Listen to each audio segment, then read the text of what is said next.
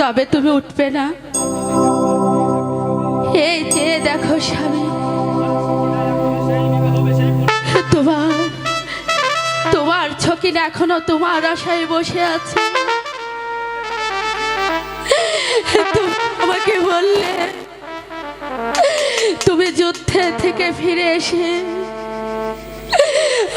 আমাদের দুজনের মিলন হবে স্বামী। আজ আমার সঙ্গে তুমি বাসর শয়ন করবে, পূরণ করবে স্বামী, মহারানার দাবি তুমি পূরণ করবে। একটি বার চেয়ে দেখো স্বামী, তোমার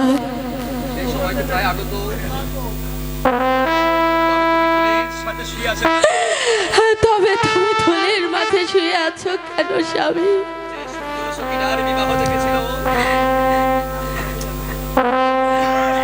দেশবাসী সকিনার বিবাহ দেখেছিল। এই দেশবাসী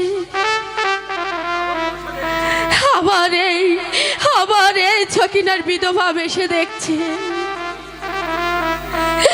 আবার বিধবা বেশে দেখছে। না না, তুমি মনে করেছো তুমি একা চলে গিয়ে শান্তি পাবে?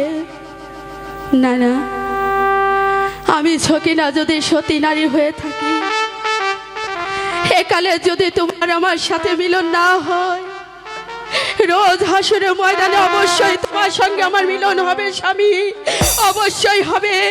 তুমি একটু দাঁড়াও স্বামী, আমি তোমার কাছে আসছি একটুখানি।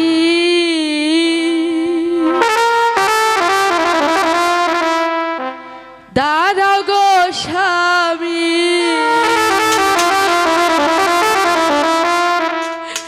আসছি তোমার কাছে গো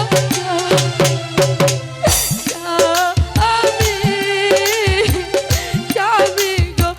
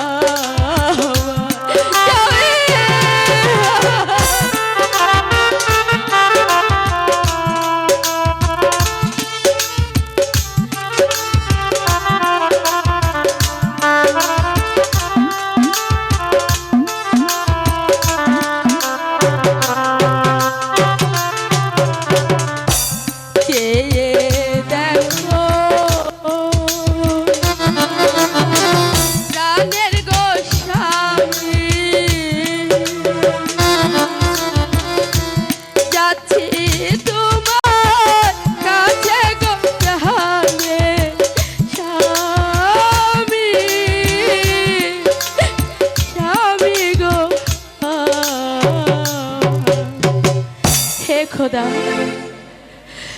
তুমি বলেছো আত্মহত্যা মহাপাপ, তবে বাসরাতে যদি তুমি আমার স্বামীকে কেড়ে নেবে, আমি আর বিধবা হয়ে বেঁচে থেকে কি করব? এখানে আমার স্বামীর সঙ্গে কোনো মিলন হলো না। আমি মরে যাওয়ার আগে তোমার কাছে একটাই মাত্র দাবি খোদা, একালে যখন মিলন হলো না, আমার আর আমার স্বামীর মিলন তুমি ওপারে করিয়ে দিও খোদা। যদি ওপারে মিলন করিয়ে না দাও, তাহলে সতী নারী রক্ষা কখনো হবে না, কখনো হবে না।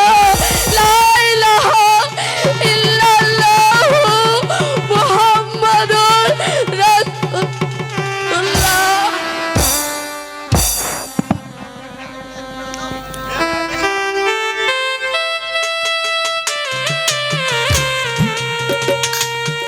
তুই মাগি করিস।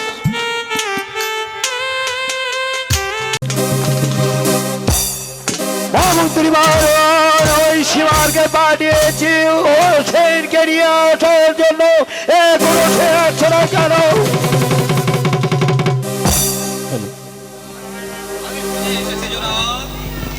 জনাব, আমি ফিরে এসেছি জনাব, কিন্তু কোথাও যে ইমাম হোসেনকে খুঁজে পেলাম না। তাই তাই তো তার ভাতিজা কাসেমকে আমি চিরদিনের জন্য কমিয়ে দিয়েছি।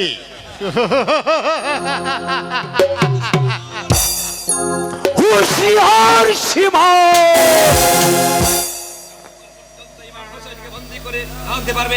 যতক্ষণ পর্যন্ত ইমাম হাসানকে বন্দি করে আমার রাজদরবারে না আসতে পারবে, ততক্ষণ পর্যন্ত আমার মনে প্রাণে কোনো শান্তি নেই। আমার গায়ে এখনো তুমি ছেড়ে দাও, সে হোসেনের চিহ্নকে আমার আসনে বন্দি করবে। ভয়ের কোনো কারণ নেই, আমি এখনই উল্কার বেগে ছুটে যাচ্ছি ইমাম হোসেনের চিহ্ন ছিঁড়ানোর জন্য।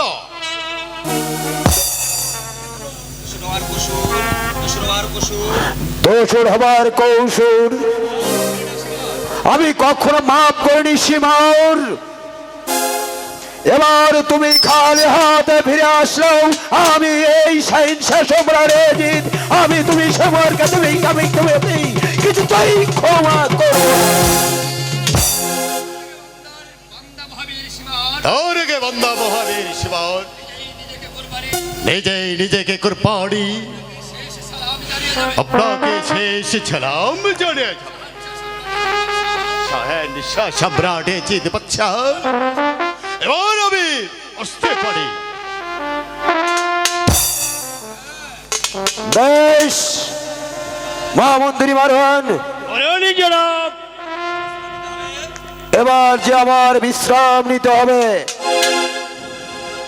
জনাব, তাই চলো।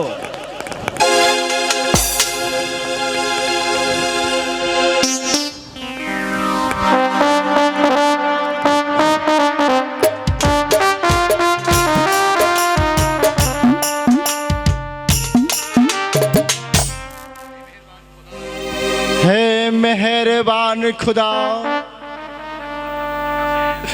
আমার ভাইজানের একমাত্র পুত্র কাসেম, সে গিয়েছে ফরাদ নদীতে পানি আনার জন্য, কিন্তু সে এখনো ফিরে আসছে না কেন? না না, আর বিলম্ব নয়, আমি নিজেই যাব সেই ফরাদ নদীতে পানি আনার জন্য। আমি নিজেই যাব ফরাদ নদীতে পানি আনার জন্য।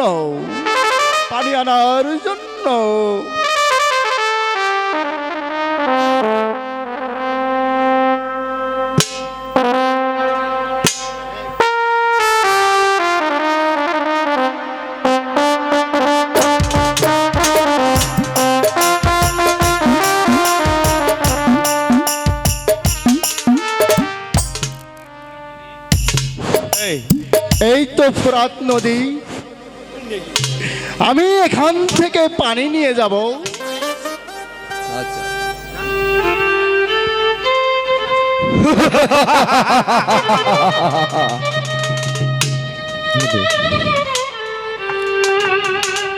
এক ফোঁটা পানির জন্য তো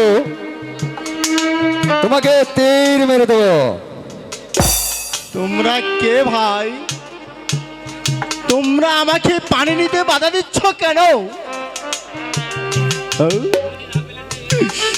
পানি না পেলে যে আমার জয়নাল একেবারে নিঃশেষ হয়ে যাবে। এক ফোঁটা পানির জন্য আমার জয়নাল আবেদিন হাহাকার করছে। তাই আমাকে এক ফোঁটা পানি নিতে দাও। না না,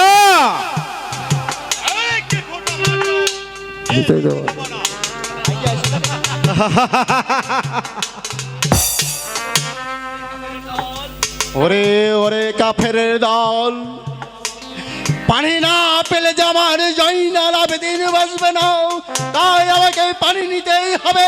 সাহস তাকে তো তোরা আমাকে পাঠাতে হবে।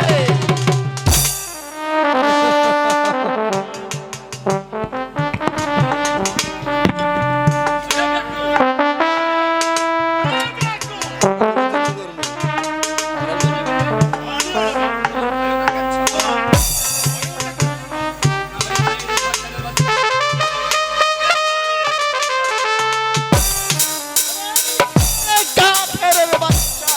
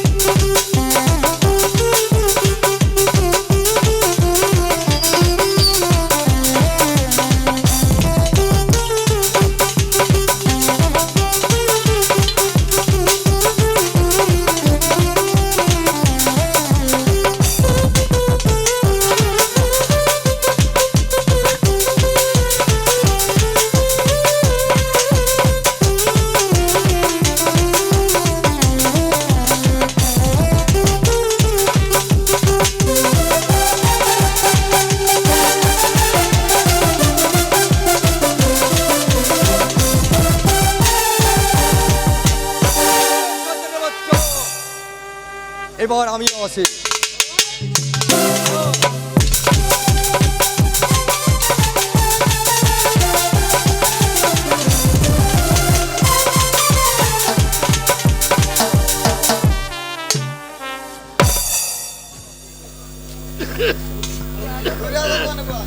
হে খোদা মেহেরবান, তুমি আমাকে রহমত বর্ষণ করো। হ্যাঁ, যেন পানি নিয়ে যেন যেতে পারি।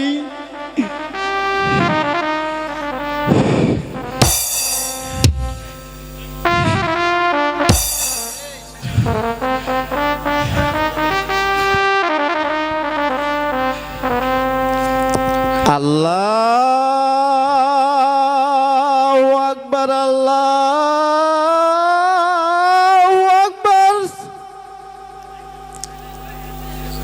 আশহাদু আল্লা ইলাহা ইল্লাল্লাহ।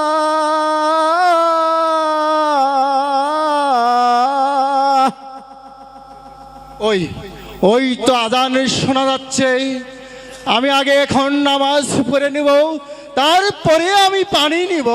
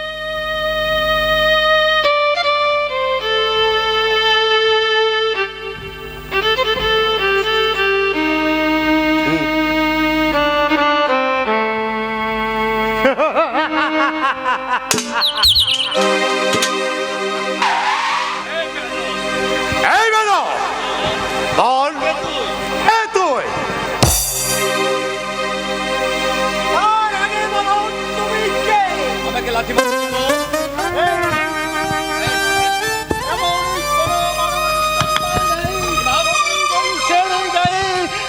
লাথি মারে বলো তুমি কে? আবার না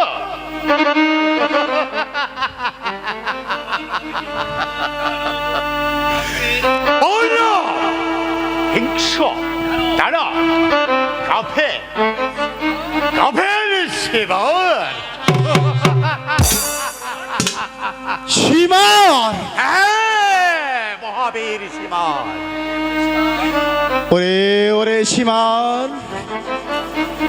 আমার নানাদের মুখে শুনেছিলাম এক সীমার আমাকে মারতে আসবে। তুমি কি তাহলে সেই সীমার? আমার নানাজি আরো বলে গেছেন যে এই সীমার আমাকে মারতে আসবে তার বুকে কোনো লোম থাকবে না। তাহলে তুমি জামা খুলো, আমি দেখি তোমার বুকে লোম আছে কি না। ও লোম দেখবে? বেশ, বেশ। তাই দেখবো। এসো তবে, এই দেখো। দেখি তোমার বুকে তো একটি লোমও নেই। হাহা, তুমি সেই সীমা, তুমি পারবে আমাকে হত্যা করতে। কিন্তু আমার মায়ের মুখে শুনেছি মুসলিম বংশালী কোন লোক বিনা যুদ্ধে কারো কাছে বন্দিত্ব স্বীকার করে নেই। তাই আমিও আলীর সন্তান, আমিও বিনা যুদ্ধে তোমার কাছে বন্দিত্ব স্বীকার করব না। তাই নাকি? হ্যাঁ, এসো তবে। এই সরে কাপড়ের বাচ্চা আর বলিয়া নয় সত্য।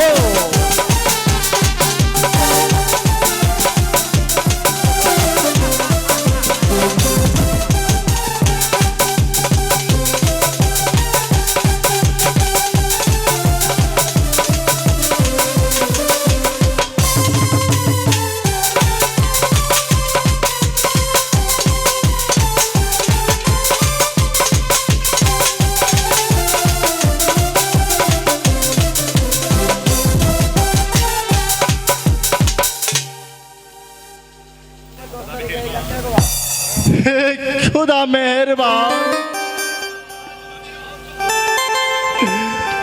পানির জন্য আজ নবীর বংশ ধ্বংস হয়ে যাচ্ছে।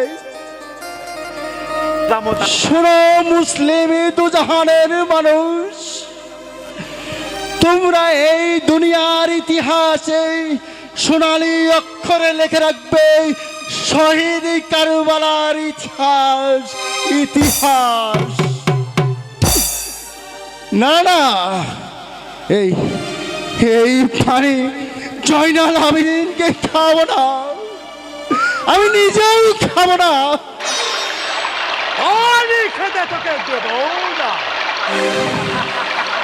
ওরে ওরে সীমা, তুই যখন আবার এসেছিস তবে আজই হবে তোর সাথে আমার শেষ যুদ্ধ।